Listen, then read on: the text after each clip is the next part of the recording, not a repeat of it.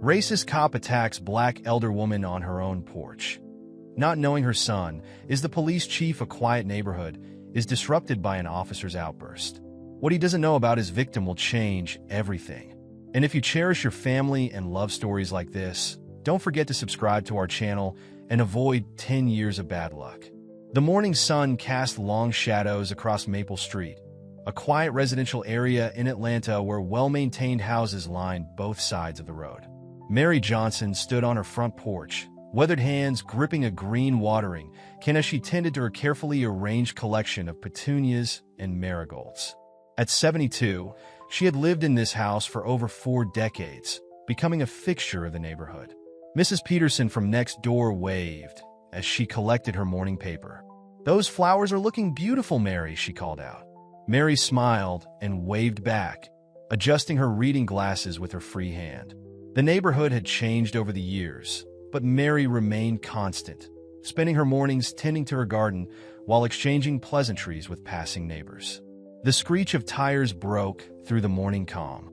A police cruiser pulled up abruptly in front of Mary's house, its sudden appearance causing several neighbors to pause their morning routines. Officer Brad Thompson emerged from the vehicle, his movements sharp and aggressive.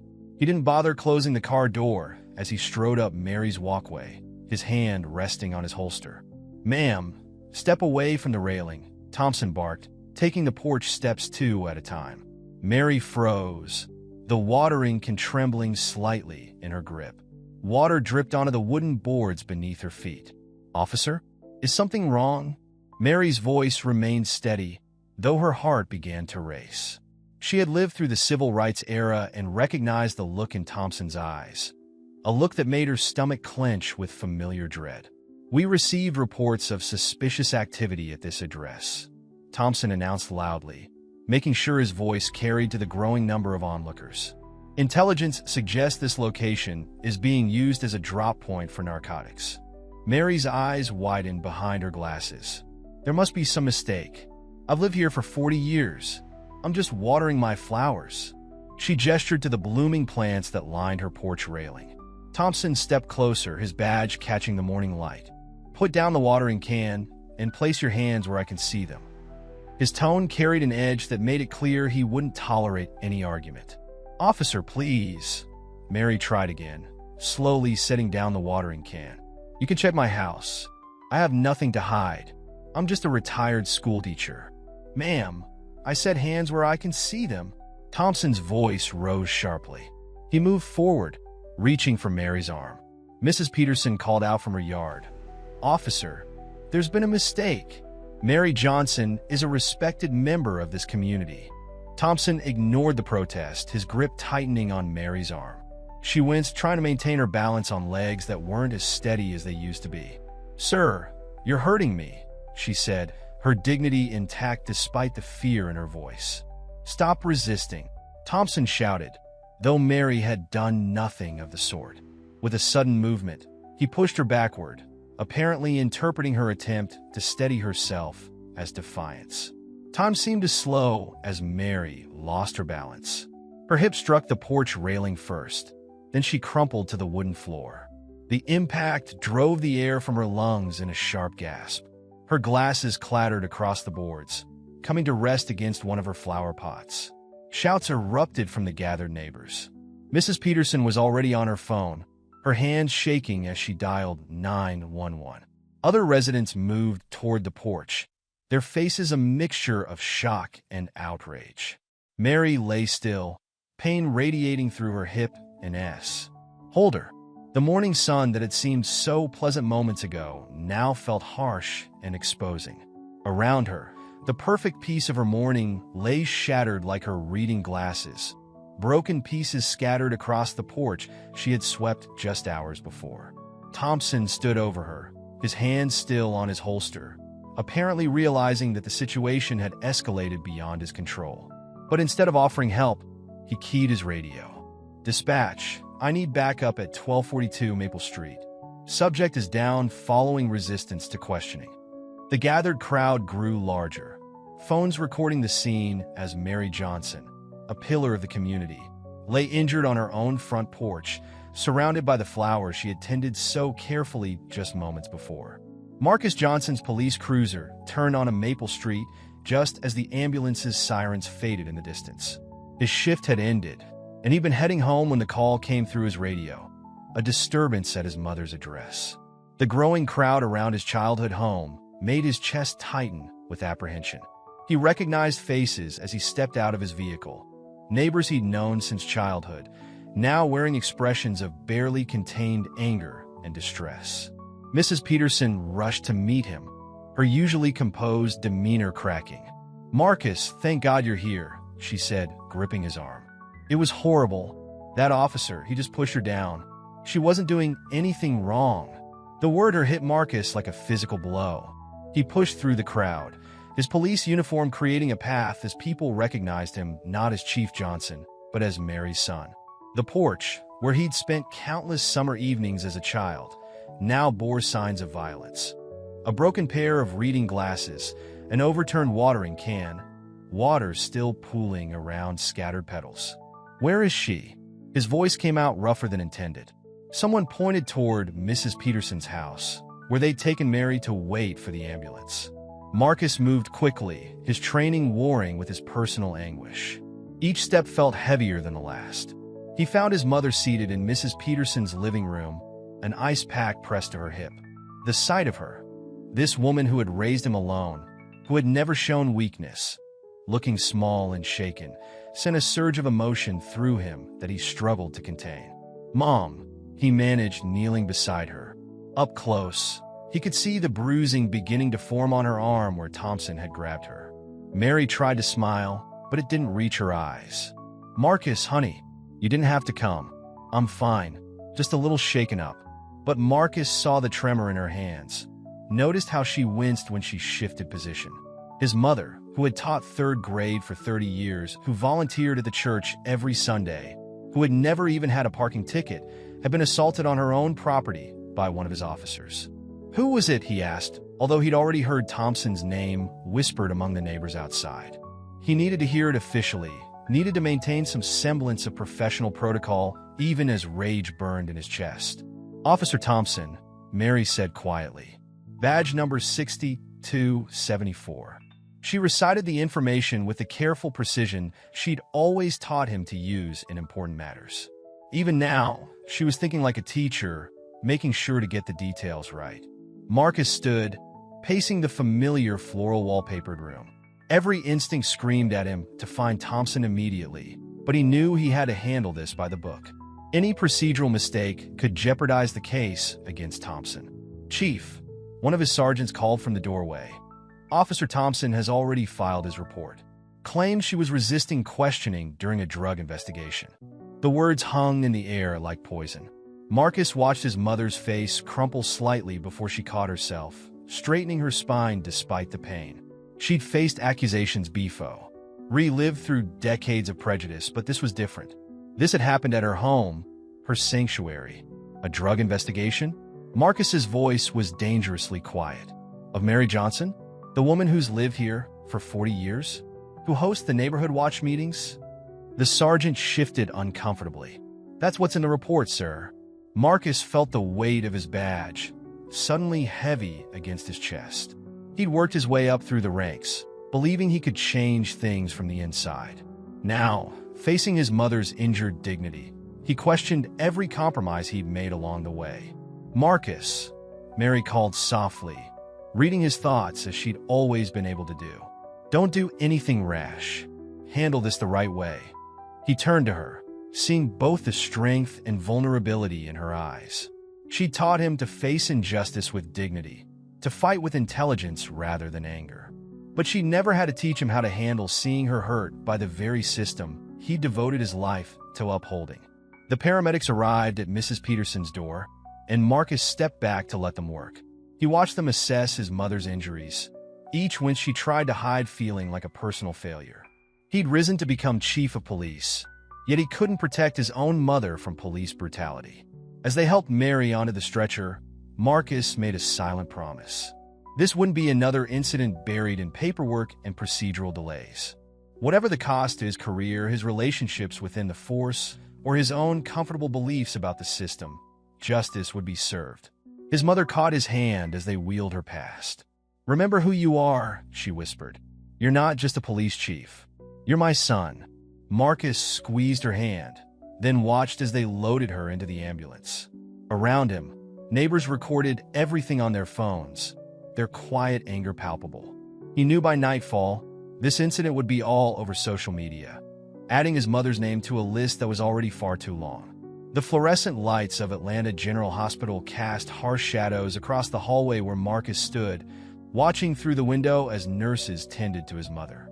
X-rays had confirmed bruised ribs and a sprained wrist, along with extensive bruising on her hip.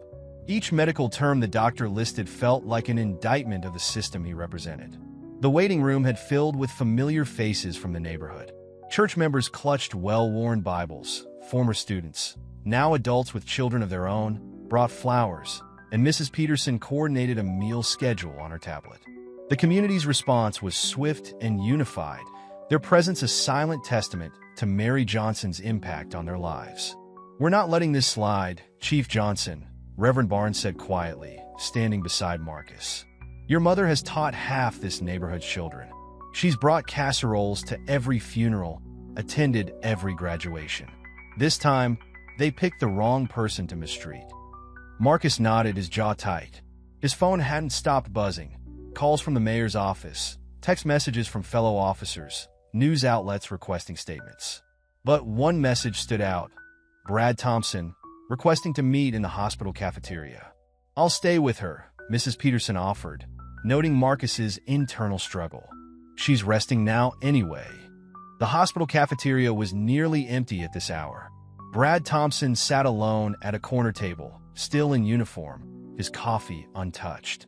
He stood as Marcus approached, but Marcus didn't offer to shake hands. "Sit down," Marcus ordered, his voice level but cold. Thompson complied, the confidence from his earlier actions notably absent. "Chief, I want to explain," Thompson began, but Marcus cut him off. "Explain what? Exactly." "How you assaulted a 72-year-old woman on her own property. How you fabricated a drug investigation to justify your actions. Or maybe you'd like to explain why you felt threatened by a retired schoolteacher watering her flowers." Thompson's face flushed. "I received an anonymous tip about suspicious activity, Show me the tip," Marcus interrupted. "Show me the paperwork that justified targeting that specific address. Show me any evidence that warranted that level of force against an elderly woman with no criminal record." "Sometimes we have to trust our instincts in the field," Thompson argued, his voice taking on a defensive edge. "You know how these neighborhoods can be, These neighborhoods?" Marcus's voice dropped dangerously low. "You mean the neighborhood where I grew up? Where teachers, doctors, and yes, police officers live? Or did you mean something else by that statement, Officer Thompson?" The implications hung heavy in the air. Thompson shifted uncomfortably, seeming to realize he was only making things worse. "Chief, I respect your position, but you're too personally involved in this situation. Maybe you should consider Consider what? Recusing myself? Letting this get handled by internal affairs while you continue to patrol our streets? That woman you assaulted isn't just another statistic for your report, Thompson. She's raised generations of children in this city. She's hosted Thanksgiving dinner for officers who couldn't make it home to their families. She spent decades building bridges between law enforcement and the community, bridges that you just burned in less than 5 minutes." Thompson's expression hardened. "I was doing my job." "No." Marcus stood, placing both hands on the table and leaning forward. "Your job is to protect and serve. Your job is to use appropriate force when necessary, not to assault innocent civilians based on unsubstantiated hunches. Your job is to make our communities safer, not to terrorize elderly women in their homes." "You're making this personal," Thompson protested. "It became personal the moment you put your hands on my mother. But make no mistake, Thompson, this isn't just about her. This is about every time you've crossed the line, every complaint that's been filed, every incident that's been swept under the rug. I'm going to review every case you've been involved in, every use of force report, every civilian complaint." The color drained from Thompson's face. "You can't do that. Watch me." Marcus straightened up. You're suspended, effective immediately. Turn in your badge and gun to the desk sergeant before you leave the station. And Thompson, stay away from my mother's neighborhood." As Marcus turned to leave, Thompson called after him. "You're throwing away 15 years of friendship over one mistake?" Marcus paused, not turning around. "Friendship requires trust, Thompson. And right now, I don't trust you with the power that badge gives you. The only mistake here was me not seeing who you really were sooner." He left Thompson sitting there, the untouched coffee growing cold between them. Walking back to his mother's room, Marcus felt the weight of what lay ahead. He'd just drawn a line in the sand, one that would have repercussions throughout the department. But seeing his mother's small figure in the hospital bed, surrounded by flowers and cards from well-wishers, he knew he'd made the right choice. Mrs. Peterson looked up as he entered. "Everything okay?" Marcus took his seat beside his mother's bed, watching her sleep. "No," he answered honestly, "but it will be." The Atlanta Police Department's conference room felt smaller than usual, its wood-paneled walls seeming to close in as Marcus faced the department's senior leadership. Director Phillips sat at the head of the table, his expression unreadable as he reviewed the preliminary incident report. "Let me make sure I understand this correctly," Phillips began, placing his reading glasses on the table. "You want to launch a full internal investigation into Officer Thompson, one of our most decorated officers, over what is our report describes as a routine stop?" Marcus remained standing, his posture rigid. "With respect, Director, there was nothing routine about this stop. We have multiple witness statements, cell phone footage, and documented injuries that contradict Officer Thompson's version of events." Captain Rivera, a 20-year veteran, leaned forward. "Chief Johnson, we all understand this is a sensitive situation given your personal connection to the victim. But perhaps that's precisely why you should step back and let internal affairs handle this through standard channels." "Standard channels?" Marcus repeated, his voice steady despite his rising frustration. "The same channels that have dismissed 17 civilian complaints against Thompson in the past 3 years? Those standard channels?" A murmur ran through the assembled officers. Lieutenant Hayes, Thompson's direct supervisor, shifted uncomfortably in his seat. "Those complaints were thoroughly investigated," Hayes defended, though his eyes wouldn't meet Marcus's. "None of them showed sufficient evidence of misconduct." Marcus pulled out a stack of files from his briefcase, letting them thud onto the conference table. "I spent all night reviewing those investigations, Lieutenant. Half of them weren't even completed. The other half were closed without interviewing key witnesses." "That stops now." Director Phillips raised his hand for silence as several officers began to protest. "Chief Johnson, no one is suggesting we don't investigate this incident. But we need to consider the broader implications. Officer Thompson has made numerous significant arrests. Opening up his past cases could jeopardize ongoing prosecutions." "Then they should be jeopardized," Marcus countered. "If those arrests involve the same kind of misconduct we saw yesterday, they deserve scrutiny. We're not just talking about my mother anymore. We're talking about the integrity of this department." Captain Rodriguez, one of the younger command staff members, spoke up. "Thompson's always had good instincts. Sometimes officers have to make split-second decisions in the field. We can't second-guess every call they make." "Good instincts." Marcus pulled up a video on the conference room screen.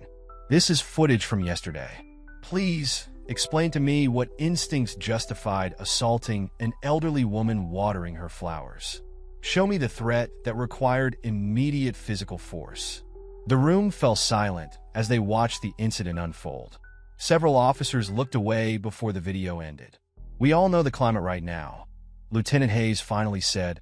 "The media is just waiting for stories like this. If we pursue this too aggressively, it could damage department morale. Officers need to know we have their backs." Marcus turned off the screen, his voice quiet but firm. "Having their backs doesn't mean covering up misconduct. It means holding ourselves to a higher standard. It means ensuring that the public trusts us to police ourselves as rigorously as we police them." Director Phillips studied Marcus for a long moment. "You understand what you're asking for? This kind of investigation won't just affect Thompson. It could implicate officers who signed off on his reports, supervisors who dismiss complaints. There will be resistance." "I understand completely," Marcus replied. That's why I'm not asking for permission. I'm informing you of my decision as chief of police. This investigation will proceed, and it will be thorough. If anyone has a problem with that, they're welcome to submit their resignation. The tension in the room was palpable. Marcus could feel the shift happening, officers choosing sides, weighing loyalties, calculating risks. You're going to need a team you can trust, Captain Rivera said finally. Officers who won't be intimidated or compromised. I already have names in mind, Marcus confirmed, and I want complete autonomy in this investigation. No interference from anyone in this room.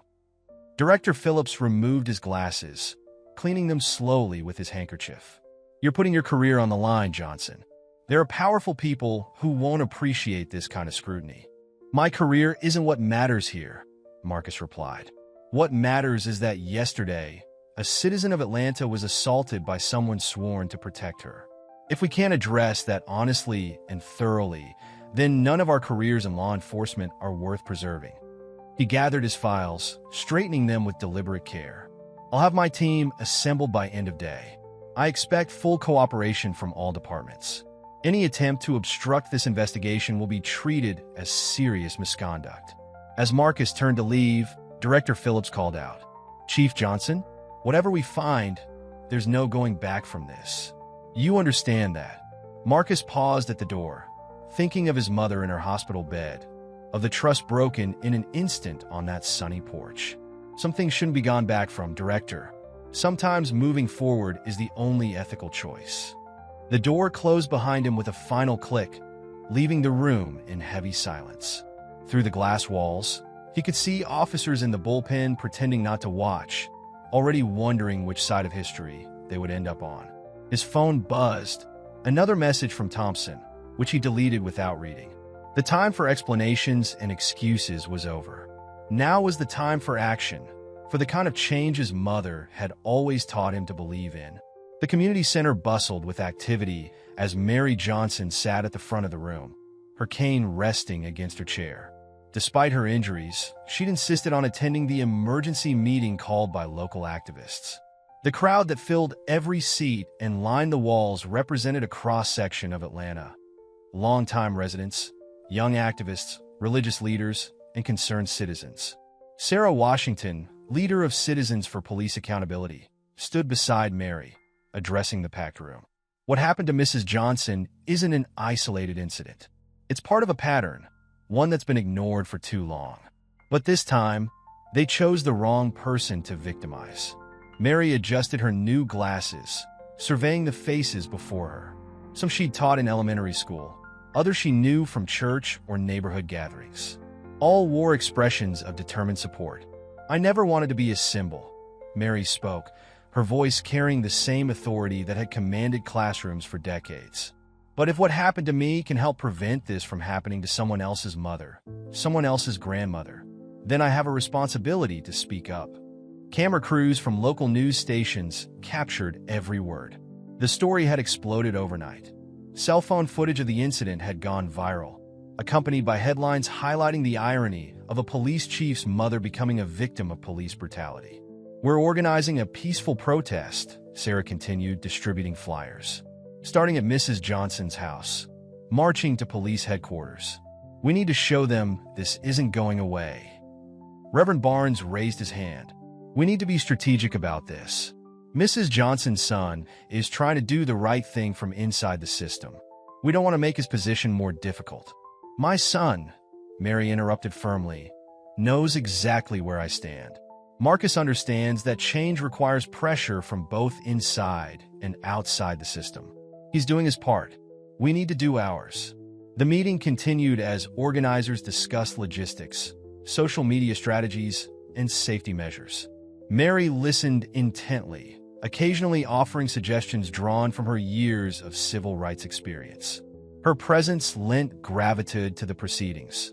She wasn't just another victim, but a respected elder whose integrity was beyond question. Outside the community center, reporters gathered. The story had evolved, beyond local news, catching national attention. Police chief's mother assaulted by officer ran across cheer-ins on major networks. Opinion pieces dissected the implications of a senior black officer having to investigate brutality against his own mother. Mary's phone rang constantly. Journalists seeking interviews, activists requesting her presence at events, old friends offering support. She handled each call with characteristic grace, but the strain showed in quiet moments. Mrs. Johnson, a young reporter, approached as she left the meeting. Officer Thompson's supporters claim he was acting on valid intelligence about drug activity. How do you respond? Mary straightened, facing the camera directly. I've lived in that house for 40 years. I've taught generations of this city's children. Anyone who knows me knows those accusations are absurd. But this isn't about me anymore. It's about every person who's faced similar treatment without having a son in a position of authority. The reporter pressed on. Some officers say your son's investigation is undermining department morale. Your response? Morai. Mary's voice sharpened. What about the morale of communities who can't trust the people sworn to protect them? What about children who grow up afraid of the police? That's the morale we should be concerned about. Social media amplified her words. Hashtag Justice for Mary Johnson trended locally, then nationally. Her former students shared stories of her influence on their lives. Pictures circulated of her garden, her community work, her decades of service to Atlanta. But with the attention came backlash. Anonymous accounts questioned her story. Police union representatives made veiled statements about rushing to judgment. Some of Marcus's colleagues spoke off the record about political correctness gone too far. At home, Mary sat on her rebuilt porch, looking at the flowers she'd replanted. Mrs. Peterson had helped her restore the garden, but it felt different now. The sanctuary she created had been violated, the peace disturbed. You don't have to do all these interviews, Mrs. Peterson said, bringing out a cup of tea. No one would blame you for stepping back.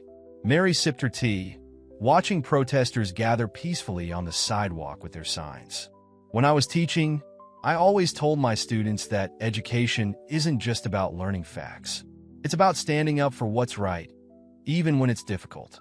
Especially when it's difficult. What kind of teacher would I be if I didn't live by those words? A young activist approached the porch, hesitant. Mrs. Johnson, we're ready to start the march whenever you are. Mary stood carefully, leaning on her cane. The bruises still ached, but determination straightened her spine. Then let's not keep justice waiting, she said, taking the first step down from her porch, surrounded by supporters ready to amplify her voice and carry her message forward. The media cameras rolled as Mary Johnson, retired teacher turned reluctant symbol, led a growing crowd toward police headquarters, her dignified presence more powerful than any shouted slogan or angry demand. She'd spent her life building bridges. Now she would use that same strength to build a path toward change. The precinct parking lot was empty except for 2 cars when Brad Thompson pulled in at dawn. He knew Marcus arrived early every morning, a habit from their academy days. The sight of the chief's car in its designated spot confirmed his intel. Thompson sat in his personal vehicle for several minutes, rehearsing what he'd say. His suspension had hit harder than expected. 3 days without a badge had left him feeling exposed, vulnerable. His wife had stopped speaking to him after seeing the viral video, and his children's school had called about bullying incidents related to his actions. The security camera tracked his movement as he entered the building. The desk sergeant pointedly avoided eye contact, another small reminder of how quickly things had changed. Thompson found Marcus in his office, already buried in paperwork. "We need to talk," Thompson announced, closing the door behind him. Marcus didn't look up. "You're suspended, Thompson. You shouldn't be here. This witch hunt needs to stop." Thompson moved closer to the desk. "You're throwing away 15 years of friendship, destroying my career, all because your mother couldn't follow simple instructions." Marcus set down his pen, finally meeting Thompson's gaze. Simple instructions? Like don't water your own flowers? Or don't fall when an officer pushes you? You know how these situations can escalate. Split-second decisions dash. Save it for your union rep. Marcus cut him off. "I've reviewed your body cam footage. There was no escalation until you created one. No threat until you became one." Thompson leaned forward, placing both hands on Marcus's desk. "Listen to me. You pushed this investigation, and things will come out. Things that could hurt a lot of people, including you. Is that a threat? It's a reality check. Remember that shooting 3 years ago? The internal review you signed off on? Maybe we should take another look at that too. The office temperature seemed to drop several degrees. Marcus stood slowly, his chair scraping against the floor. Officer Thompson, are you attempting to blackmail the chief of police? Thompson straightened, realizing too late how his words could be interpreted. I'm trying to make you see reason. We've covered for each other before. It's how the system works. No, Marcus's voice was deadly quiet. It's how the system breaks. And you're right. Maybe we should review that shooting. Review everything. Clean all the skeletons out of our closets. You'd risk your own career to do what's right? Yes. Now get out of my office before I add witness intimidation to the charges against you. Thompson turned to leave but paused at the door. Ryan's been trying to reach you. Your partner for 6 years, and you won't even take his calls? Marcus returned to his paperwork. Former partner. And no, I won't. Outside, Ryan Miller waited by Thompson's car.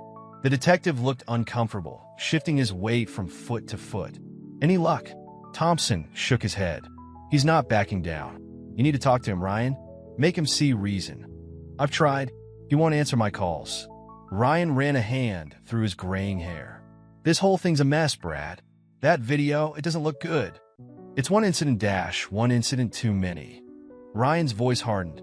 I spent 6 years partnered with Marcus. Watched him fight his way up through the ranks, deal with all the politics and prejudice.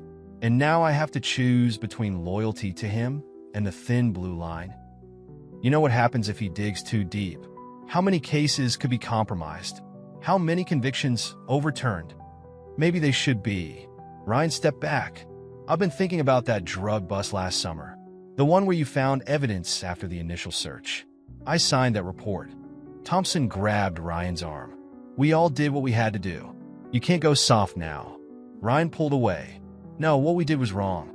And Marcus, he trusted me to have his back. Instead, I covered up dirty police work because that's what partners do, right? Ryan Dash, I'm done. Ryan straightened his jacket. I'm requesting a transfer to another precinct. And Brad? If Internal Affairs calls, I'm telling them everything. Thompson watched his last ally walk away, the morning sun casting long shadows across the parking lot. His phone buzzed, another message from his wife about divorce papers. Above him, the security camera recorded everything, its red light blinking like an accusing eye. Inside his office, Marcus added Thompson's attempted intimidation to the growing investigation file. Each piece of evidence, each broken trust, each compromised principle formed another link in a chain that would either pull the department toward accountability or drag them all down together. He looked at the photo on his desk, himself and Ryan at the academy graduation, young and idealistic. Another reminder of how corruption didn't happen all at once, but in small compromises, in looked-away moments, in silence mistaken for loyalty. The sun climbed higher over Atlanta as both men faced the consequences of their choices. One clutching desperately to a system that protected him, the other determined to break that system apart and rebuild it, no matter the cost of old friendships and comfortable lives. The gymnasium of the Southwest Atlanta Community Center was filled beyond capacity. Folding chairs stretched from wall to wall, with people standing along the perimeter and spilling out into the hallway. Local news cameras lined the back wall, their red lights glowing in the dimness. Marcus stood at the podium, his uniform pressed and badge gleaming under the fluorescent lights. In the front row, Mary Johnson sat with perfect posture, her hands folded neatly in her lap, the bruises on her arms now faded to yellowish shadows. I'm here tonight, not just as your chief of police, Marcus began, his voice carrying to every corner of the room. I'm here as a son who watched his mother bleed on her own porch.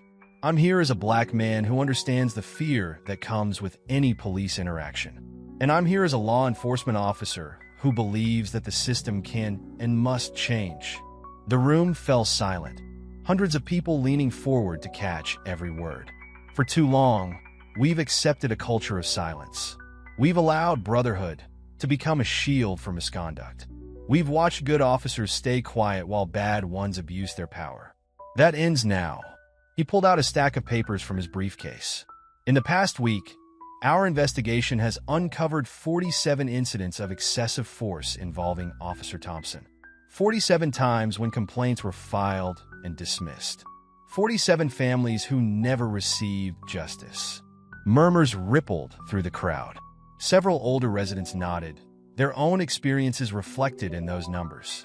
But this isn't just about one officer. This is about a system that protects its own at the expense of the community it's sworn to serve. When I became chief, I promised changes. I promised transparency. I promised accountability. Tonight, I'm announcing concrete steps to deliver on those promises. Marcus outlined his plan: mandatory body cameras with civilian oversight of footage, a reformed complaint investigation process, increased community involvement in officer training, and a zero-tolerance policy for excessive force. Some will say these changes go too far. They'll say I'm undermining police authority, damaging morale, making officers' jobs harder. To them, I say this: our job isn't to exert authority. Our job is to protect and serve. And we cannot protect a community that fears us. We cannot serve people we're willing to brutalize. In the audience, several officers in uniform shifted uncomfortably, but others sat straighter, their expressions determined. To my fellow officers, I know change is difficult.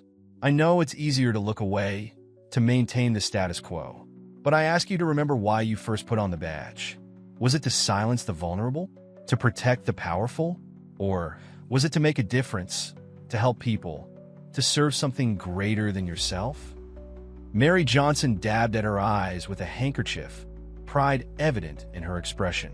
The path forward won't be easy. Already, there are those trying to block this investigation. There are threats, both veiled and direct. But if an elderly woman can stand up after being assaulted on her own porch and still fight for justice, how can we do any less? The crowd erupted in applause. Mary remained seated, but her chin lifted higher. Starting tomorrow, we're implementing these changes. We're reopening every dismissed comp, laying against Officer Thompson and any other officer with similar patterns. We're establishing a civilian review board with real power to investigate misconduct. And we're creating a new training program that emphasizes de-escalation and community engagement. Marcus gripped the podium's edges. "I can't promise this will be perfect. I can't promise we won't make mistakes along the way. But I can promise this: no more cover-ups, no more silent complicity, no more watching our mothers, fathers, sisters, and brothers suffer while we hide behind badges and bureaucracy." The applause was deafening. People rose to their feet, their voices joining in support. Even some of the uniformed officers stood, their faces showing a mix of uncertainty and hope. As Marcus stepped away from the podium, community leaders surged forward to shake his hand. But he moved past them to his mother, helping her stand. "Was that okay?" he asked quietly. Mary squeezed his hand. "You did what needed to be done. Now we make sure the words become actions." Later that evening, as they watched the news coverage at home, Mary's phone buzzed constantly with messages of support. The local stations played clips of Marcus's speech on loop, their analysts discussing its implications. "They're calling it a turning point," Mary said, muting the television. Marcus looked out the window at the peaceful protesters still gathered on their street, their candles glowing in the darkness. "It's only a turning point if we make it one. Words aren't enough anymore." "No," Mary agreed, her teacher's voice returning. "But words are where change begins. You gave them hope tonight. Now, we have to help them keep it." The news showed split-screen footage, Marcus's speech alongside the viral video of Mary's assault. Past and present, injury and response, problem and possibility, all cycling together as Atlanta waited to see if this time, finally, change would come. The walls of the Internal Affairs conference room were covered with timeline charts and photographs. Detective Sarah Chun, whom Marcus had personally selected to lead the investigation, stood before the assembled team, pointing to a cluster of incidents. "We've identified a pattern," she explained, tapping a red marker against the wall. Officer Thompson's excessive force complaints spike during certain periods, particularly after he received commendations or positive performance reviews. It's as if each validation emboldened him to push further. Marcus studied the dates, noting how many aligned with cases he'd overseen as a supervisor. The weight of his own past oversights pressed against his conscience. "What about witness cooperation?" he asked. Chin clicked to a new slide. "That's where it gets interesting. Since Mrs. Johnson's incident went viral, people are coming forward. We've received 32 news statements about previously unreported incidents. Many didn't file formal complaints because they didn't think they'd be believed. The investigation team, a carefully selected group of officers known for their integrity, took notes. They'd been working around the clock, reviewing body cam footage, interviewing witnesses, and analyzing years of incident reports. There's more," Chin continued. "We've uncovered evidence of systematic report alterations. Dates changed, witness statements modified, body cam footage logged as corrupted during crucial moments. This goes beyond Thompson." A knock at the door interrupted the briefing. An officer entered with a stack of files. "Chief, you need to see these. They're Thompson's text messages with other officers, retrieved from the department's server."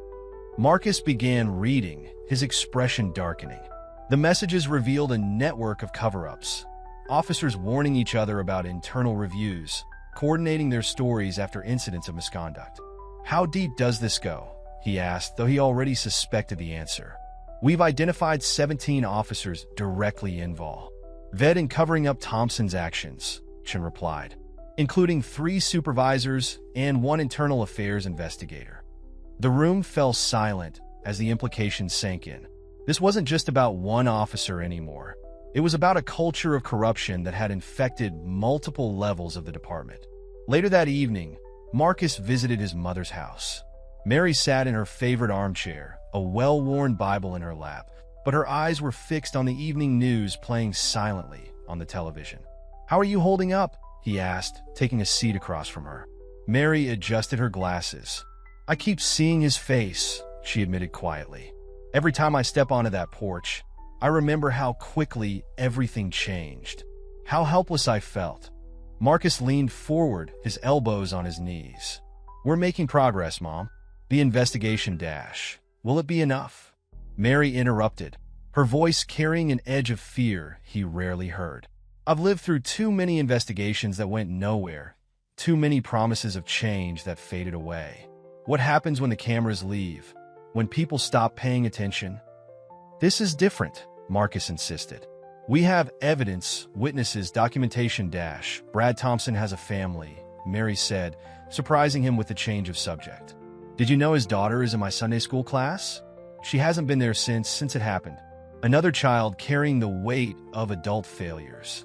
Marcus watched his mother, seeing the complex emotions playing across her face.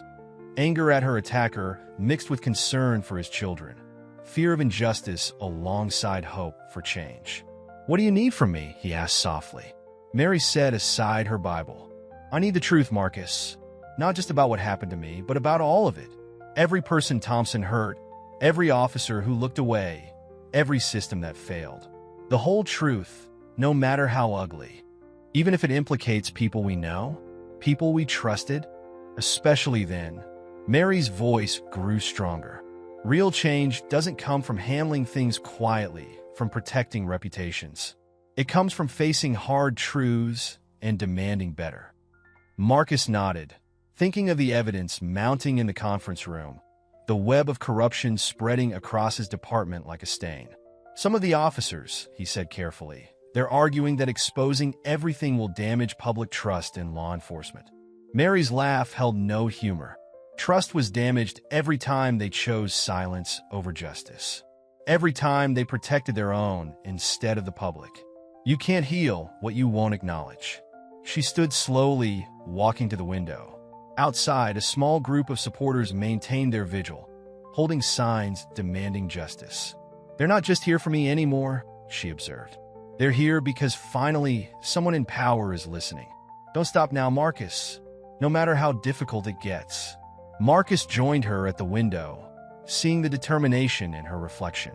"The department will never be the same after this." "Good," Mary said firmly. "It shouldn't be the same. It should be better. That's what justice looks like. Not just punishment for wrong, but transformation for the future. They stood together, watching the protesters' candles flicker in the growing darkness. Each flame a small light against the shadows of systemic injustice. Each voice a reminder of why the truth had to come out, no matter the cost. Brad Thompson sat alone in his darkened living room, surrounded by empty takeout containers and unopened mail.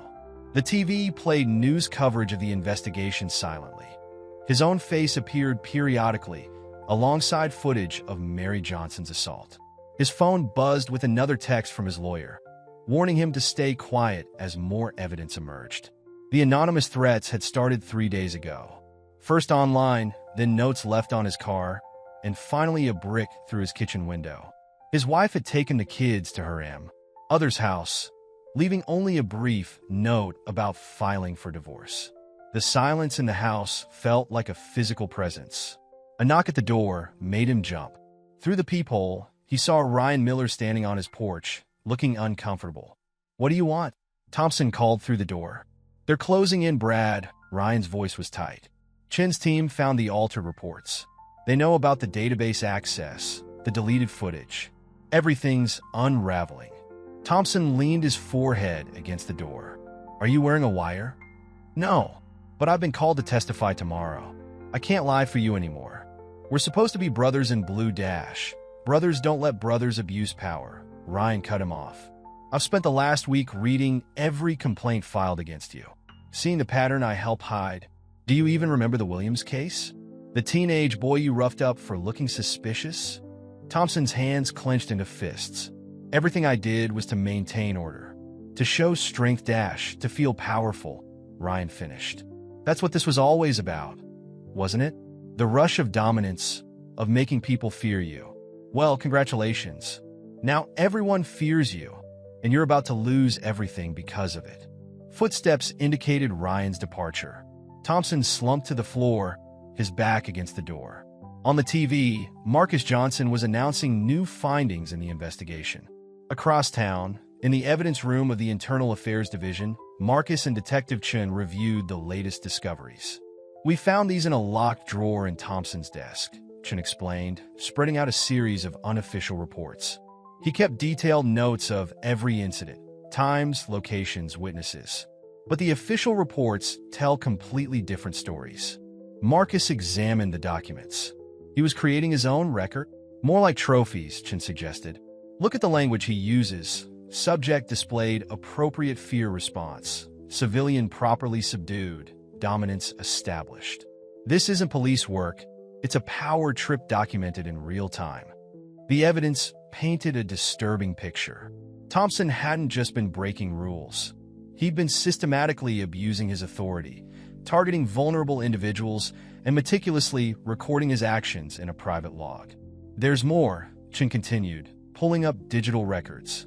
"We found emails between Thompson and several other officers, discussing ways to handle problem civilians. They developed a code system for identifying potential targets, mostly minorities, elderly, or people unlikely to have resources to fight back." Marcus felt sick reading the exchanges. The casual racism, the deliberate targeting of vulnerable populations, the clear enjoyment they took in their abuse of power. It was all laid bare in black and white. How many officers were involved in this network? Chun grimaced. 23 confirmed so far, including 2 from Internal Affairs who helped bury complaints. "The corruption goes deep, Chief." Marcus's phone buzzed, a message from his mother. She was watching the evening news coverage of the investigation. "Are you okay?" she asked. Before he could respond, Chen called his attention to another document. "Chief, you need to see this. It's a list of officers Thompson considered reliable, ones who would help cover up incidents. Your former partner Ryan is on it."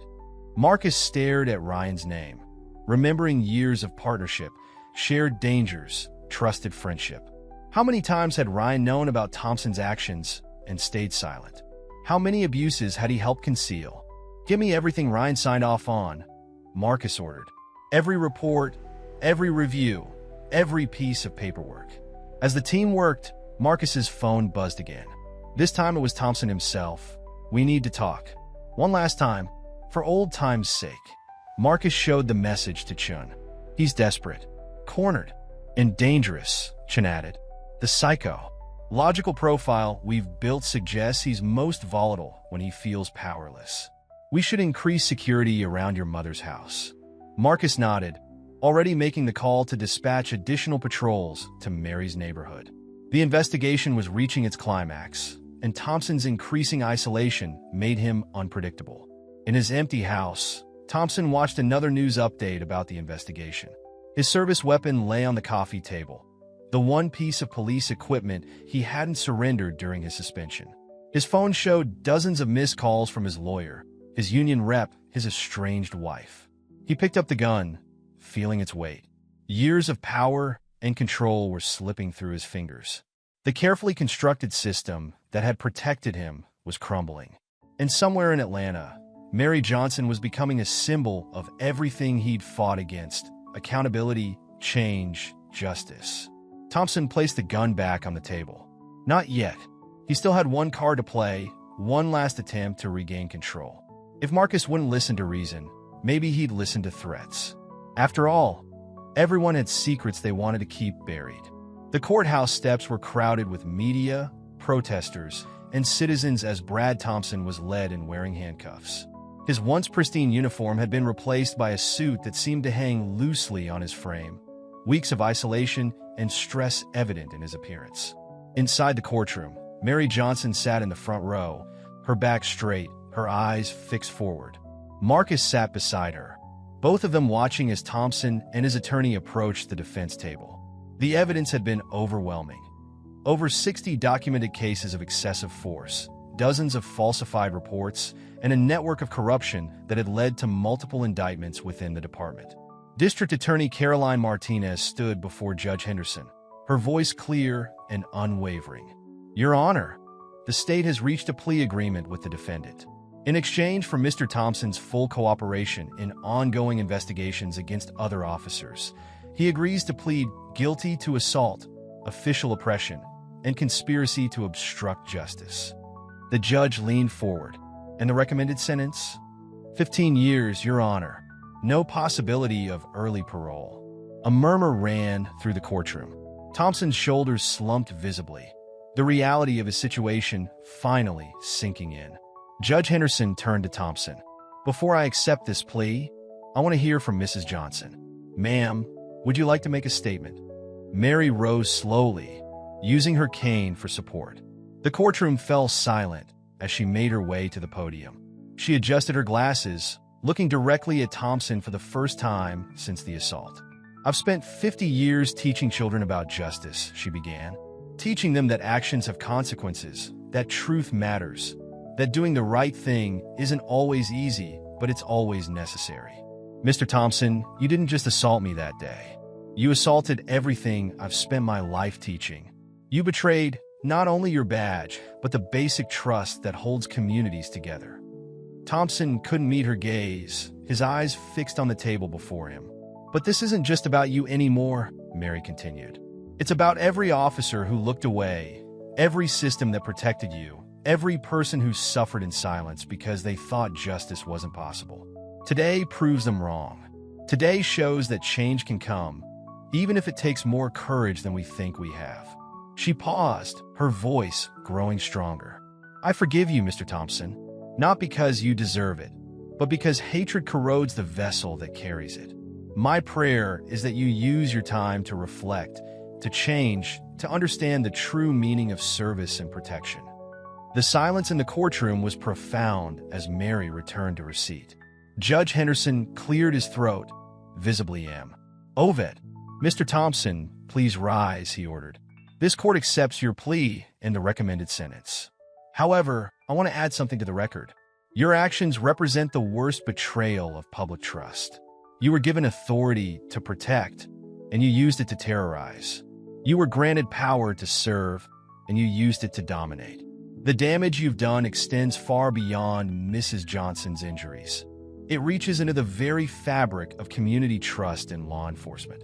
Thompson stood motionless as the judge continued.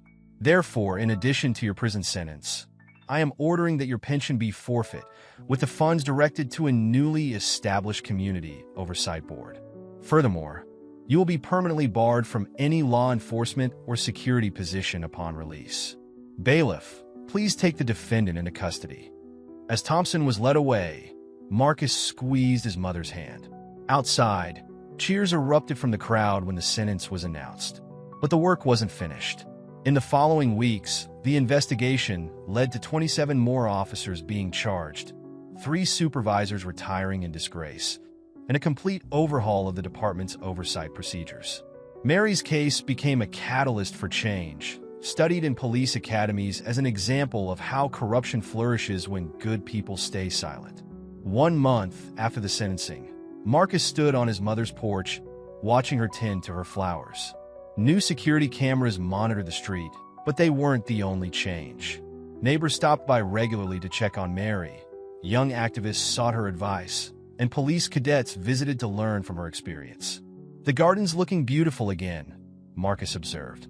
Mary smiled, adjusting her sun hat. "Everything blooms better after a storm, Marcus. The rain may damage some flowers, but it also clears the air, feeds the roots. Sometimes we need the storm to grow stronger." From the street, a patrol car slowed, its new community liaison officer waving respectfully. Mary waved back, no fear in her gesture. "Are you ready for your speech at the police academy tomorrow?" Marcus asked. "Oh yes," Mary replied, her teacher's voice returning. "Those cadets need to understand that a badge isn't just metal. It's a promise to the community. And promises must be kept, no matter the cost." The sun set over Atlanta, casting long shadows across Mary's restored garden. In her flower beds, new blooms pushed through the soil, different from the ones Thompson had trampled, but stronger, more resilient.